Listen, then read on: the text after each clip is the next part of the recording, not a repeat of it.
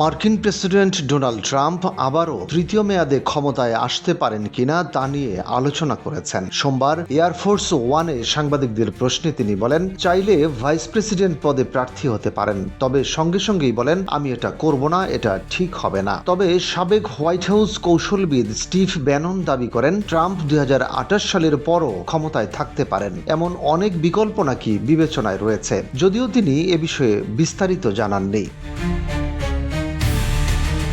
তবে 1951 সালে যুক্তরাষ্ট্রের সংবিধানে সংযোজিত 22তম সংশোধনী অনুযায়ী কোনো ব্যক্তি দুইবারের বেশি রাষ্ট্রপতি পদে নির্বাচিত হতে পারবেন না। অন্যদিকে 12তম সংশোধনীতে বলা হয়েছে, যে ব্যক্তি সাংবিধানিকভাবে রাষ্ট্রপতির পদে অযোগ্য সে ভাইস প্রেসিডেন্ট পদেও যোগ্য হবেন না। ফলে ভাইস প্রেসিডেন্ট পদে প্রতিদ্বন্দ্বিতা করে বা অন্য কোনো সাংবিধানিক কৌশলে ট্রাম্পের তৃতীয় মেয়াদে দায়িত্ব পালনের সম্ভাবনা কার্যত বন্ধ।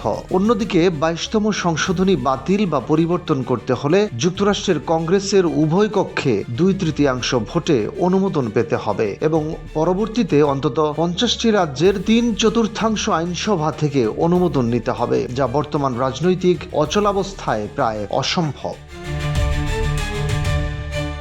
হফস্ট্রা বিশ্ববিদ্যালয়ের অধ্যাপক জেমস স্যাম্পলের বলেন, এই সংশোধনী বাতিল করা প্রায় অসম্ভব। এজন্য কংগ্রেসের 2/3 এবং রাজ্য আইনসভার 3/4 সমর্থন দরকার। দ্বিতীয় মেয়াদের শেষে ট্রাম্পের বয়স হবে 82 বছর, যার ফলে তৃতীয় মেয়াদে তার নেতৃত্ব বাস্তবিক দিক থেকেও প্রশ্নের মুখে পড়বে। এখন পর্যন্ত ট্রাম্প 2028 সালে তৃতীয় মেয়াদের প্রার্থী হবেন এমন কোনো আনুষ্ঠানিক ঘোষণা দেননি। তবে তার বক্তব্য ও ঘনিষ্ঠ মহলের ইঙ্গিত থেকে রাজনৈতিক মহলে নানা জল্পনা তৈরি হয়েছে।